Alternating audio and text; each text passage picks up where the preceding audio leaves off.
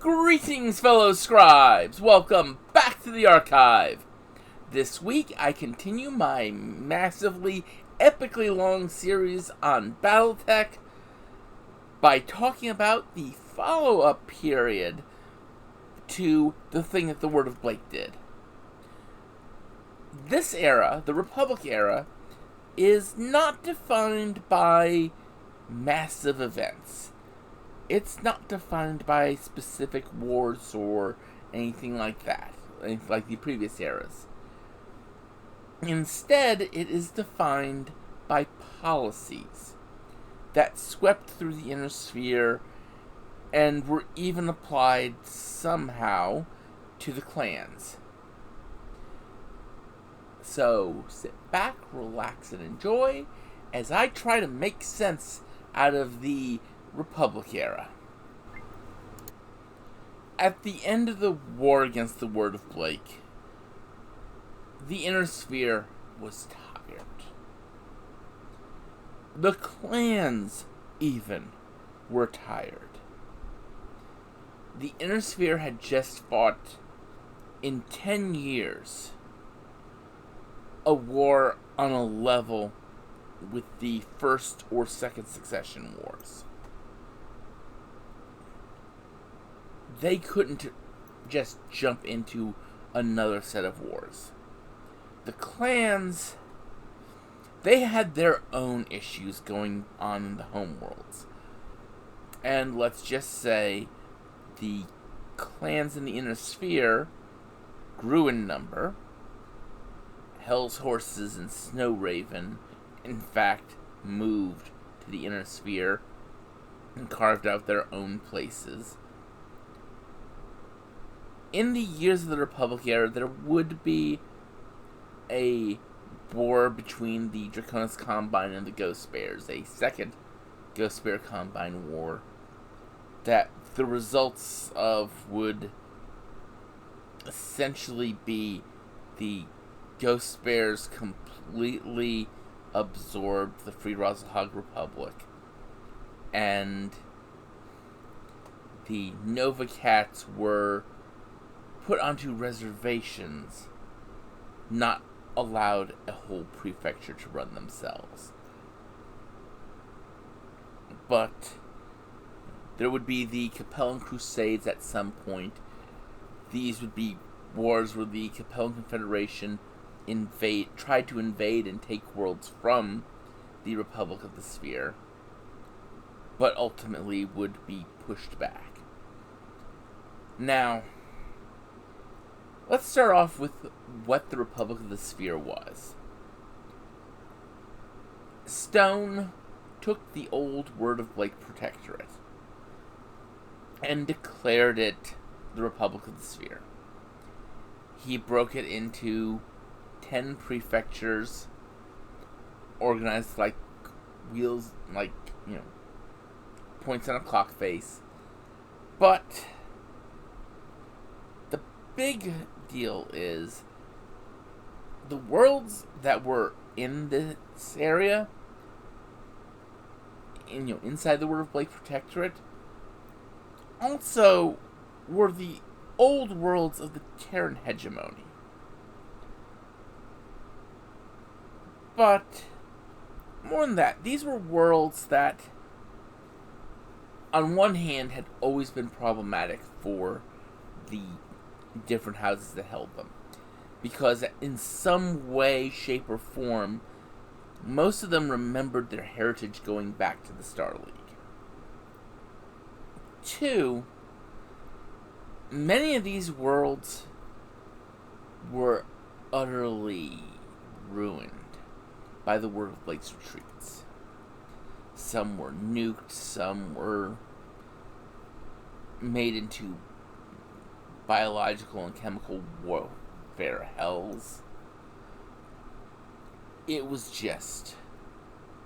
they just weren't worth the effort for the great houses to reclaim. So they let Stone take them. Now, as Stone began reactivating stuff on Terra, he would get many of the terraforming secrets of the Star League back. And with those, he was able to start reclaiming many of these worlds. One world that was not easily reclaimed was Outreach. In fact, one whole continent of Outreach was written off. It just couldn't be salvaged because of how much nuclear warfare was thrown at that one spot.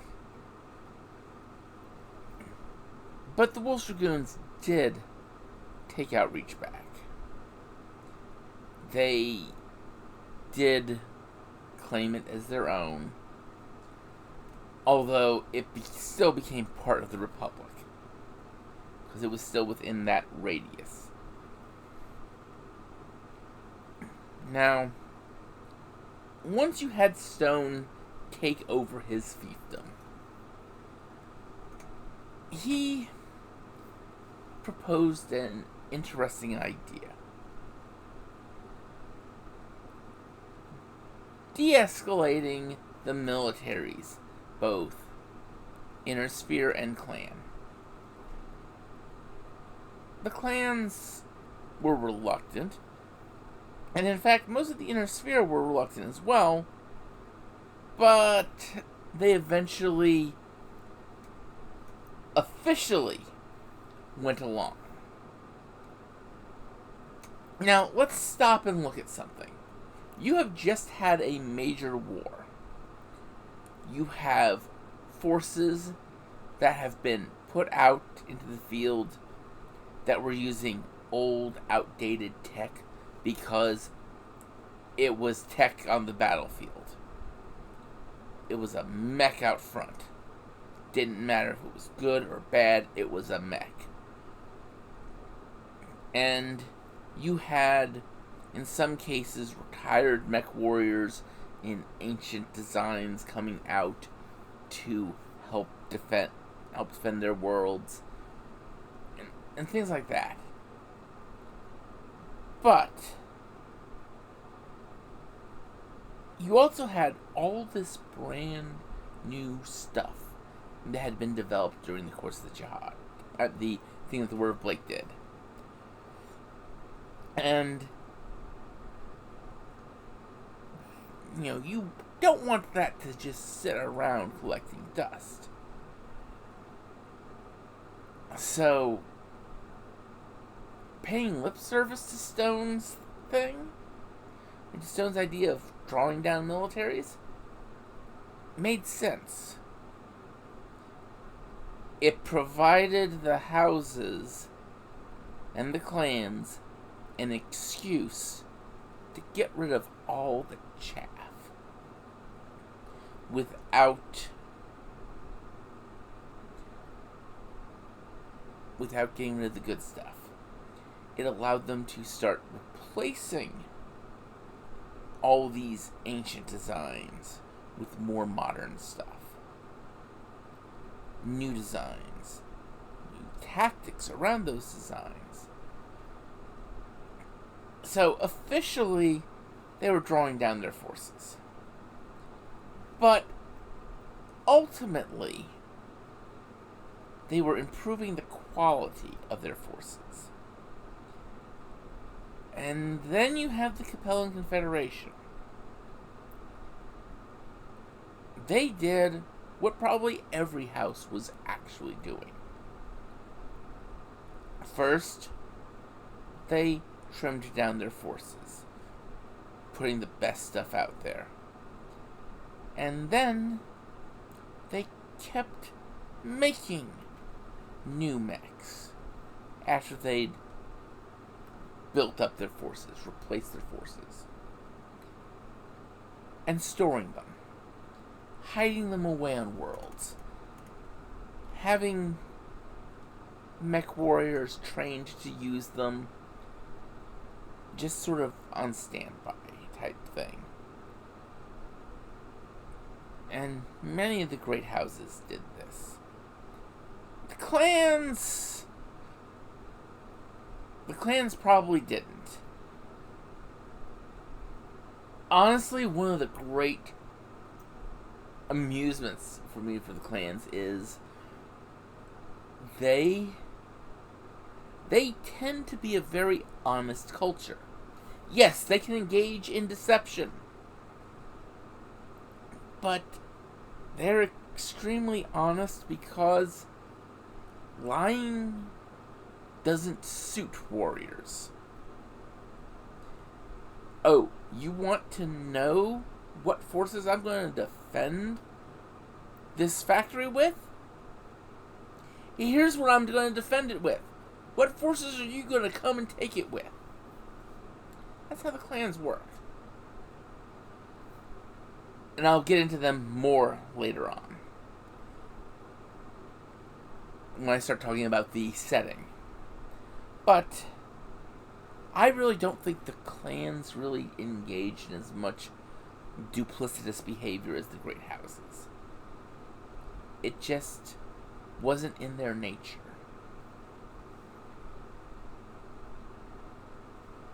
But then we continue with what Stone did.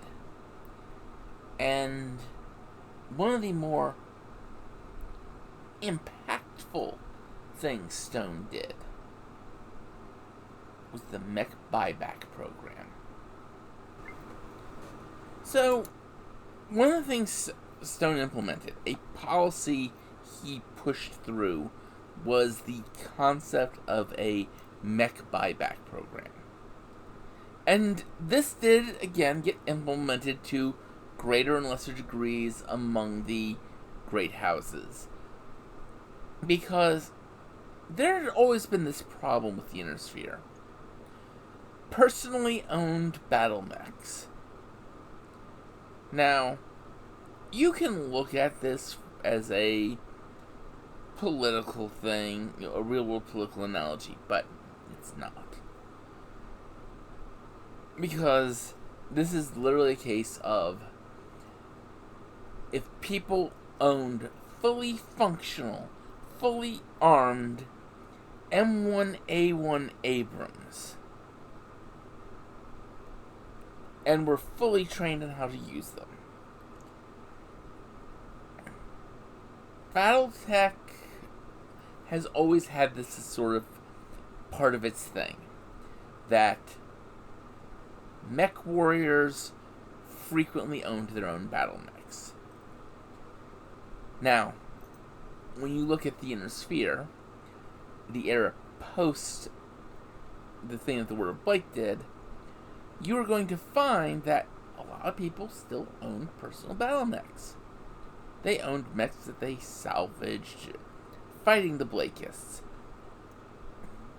for various reasons, or they owned mechs that had been passed down through their family for generations and such. So, Stone put out a call to try and buy these mechs back. Initially, it was voluntary, and then later on, it would become compulsory. Now, people had recordings of what mechs were owned by certain families. So, here's what could happen. A family goes ahead and sells back their family centurion. They would get wealth, land, enough to set their family up comfortably forever. They set up a little farm. They make sure to have some nice, big silos on said farm. One of these silos is never actually used for putting any grain in. No one ever really goes into that silo, except years down the road, the old lady that owns the family farmstead.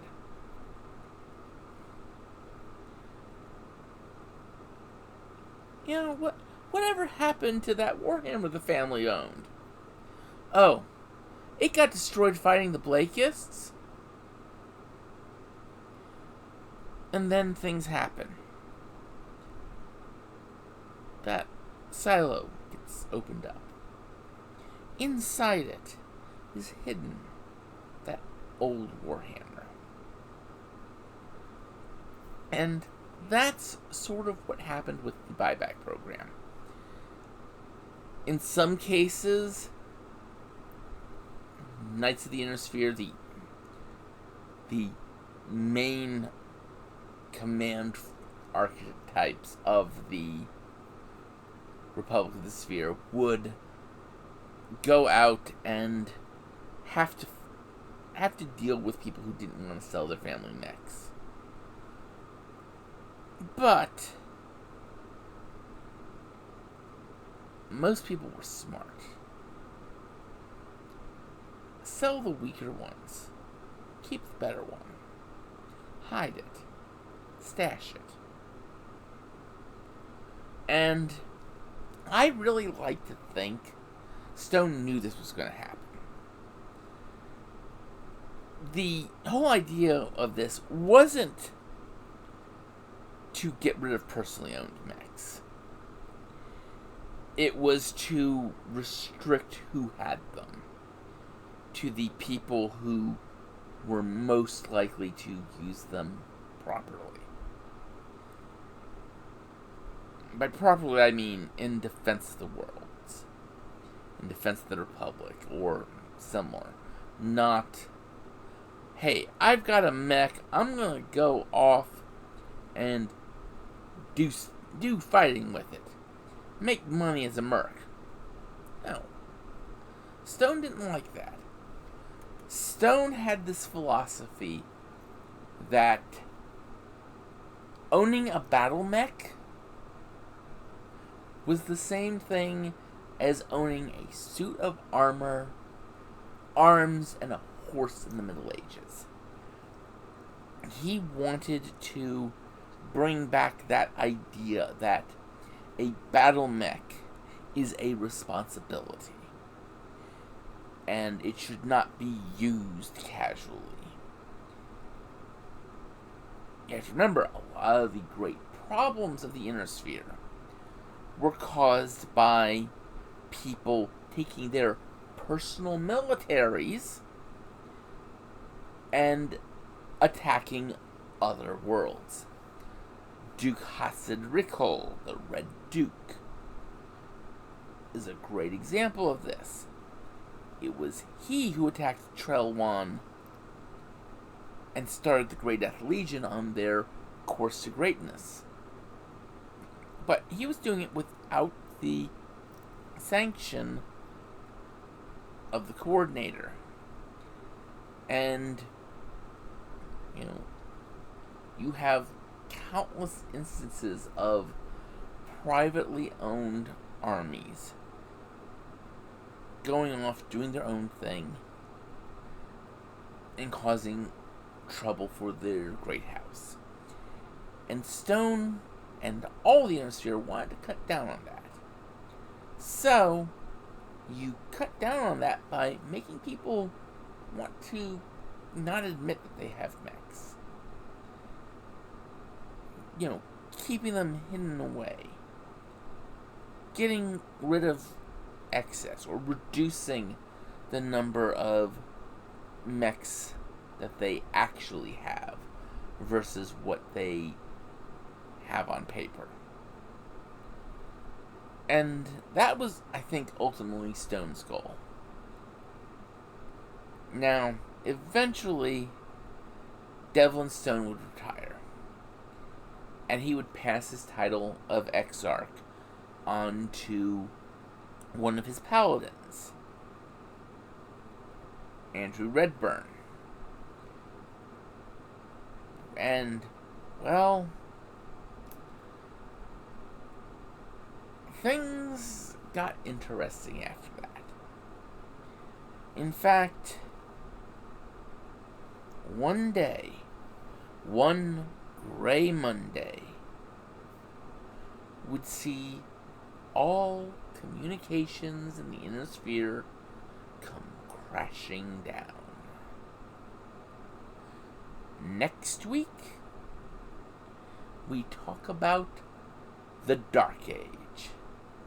Until then, I'd like you all to remember to have fun and keep gaming.